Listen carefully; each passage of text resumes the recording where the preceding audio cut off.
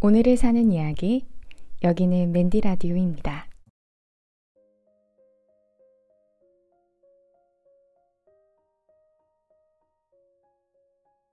반갑습니다. 맨디 라디오. 저는 맨디입니다. 어제는 공연계에서 일하는 동생이랑 이야기를 나눴습니다. 코로나 때문에 7월까지 모든 공연들이 다 취소되었다고 하더라고요.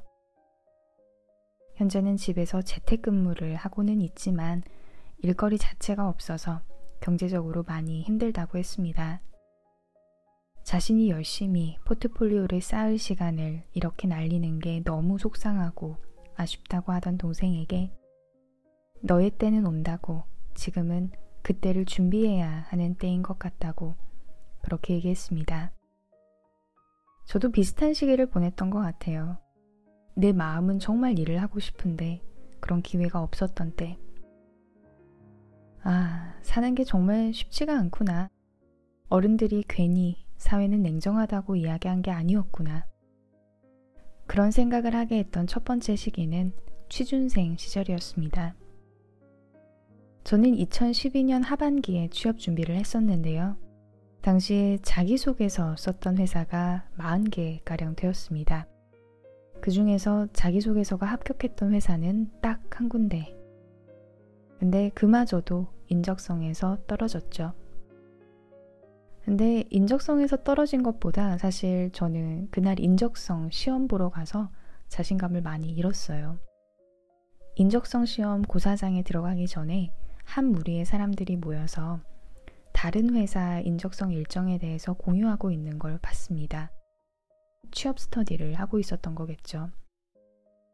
얼핏 봐도 몇 년은 취업을 정말 전투적으로 준비한 듯한 사람들을 실제로 보고서 저는 자신감을 많이 잃었어요. 다른 사람들은 힘들다 하지만 그래도 열심히 준비하면 되지 않을까 하는 희망이 휴지 조각처럼 버려지던 때였습니다. 내 위로 취업을 몇 년씩 준비한 사람들이 저렇게나 많은데 내가 될까? 절망적이었죠. 취업 준비를 계속 하자니 언제 합격이 될지도 모르는 상황에서 취업을 계속 준비하기란 쉬운 일이 아니었습니다. 저는 학교를 졸업하기 전에 정사원으로 1년 정도 회사 생활을 해봤던 터라 회사 생활 한다는 게 마냥 행복한 일은 아니라는 걸 알고 있었습니다. 근데 그걸 하겠다고 하는데도 이렇게나 취업이 힘들다니. 사회로 진출하는 벽이 너무 높고 차가워서 저는 그 차가움에 그만 데워버린 사람이 된 거죠. 그리고 기합이 한껏 들어갔습니다. 냉정하게 생각하려 했습니다. 어차피 취업이라는 걸 하게 되면 내가 경험해보고 싶었던 해외 생활은 하지 못할 수도 있으니 잠시 취업을 내려놓고 영어도 더 쌓고 경험을 더해서 한국으로 돌아와 취업을 하기로. 저는 그렇게 취업 유예를 선택한 거죠. 그때부터 1년 정말 열심히 살았습니다. 그 전까지 늘 이러저러한 핑계로 미뤄뒀던 다이어트를 시작했고 유학 준비를 위해 영어 공부를 가열차게 했습니다. 그때는 정말 스스로를 많이 몰아붙이는 하루하루를 살았던 것 같아요. 무슨 공부를 몇 시간을 했는지, 뭘 먹고 어떻게 운동을 했는지 하나하나 다 기록했습니다. 항상 아침에 눈을 뜨면 네이버 영어 사전에서 그날의 명언 하나를 찾고 공부하다 마음이 흔들릴 때면 그 명언만 쳐다봤던 것 같아요. 그냥 오늘 하루는 어떤 잡념도 끼어들지 못하게 이 명언에 기대서 보내보자고. 그리고 책을 보기 시작했는데 책이 한 권, 두 권 쌓이다 보니까 작가들이 공통적으로 하는 이야기가 있다는 걸 알게 됐습니다. 무슨 일이든 몇 년의 노력은 필요하고 그 노력이 빛을 보기까지는 인내의 시간을 보내야 한다는 이야기. 이렇게 이야기를 하다 보니까 그렇게 기합이 들어가 있던 상태였기 때문에 영주권 레이스도 쉽사리 손을 떼지 못했던 게 아닐까라는 생각도 드네요. 제가 오늘 라디오에서 해드리고 싶은 얘기는 이겁니다. 여러분이 벽에 부딪히는 만큼 여러분은 어쩌면 여러분을 더욱 강하게 무장할 수 있는 기회를 만난 걸 수도 있습니다. 취업이라는 게 생존의 문제이기도 하고 취준생 시기 동안에는 사회인으로서 냉정하게 평가받는 시기이기 때문에 자존감은 낮아질 수밖에 없었던 게 저도 기억이 납니다. 참 막막하고 깜깜했던 그 시기, 누군가에게 도움을 요청하기도 힘들죠. 모두가 힘들기 때문에. 그래서 오히려 저는 저 스스로에게 더 많이 침잠했던 것 같습니다.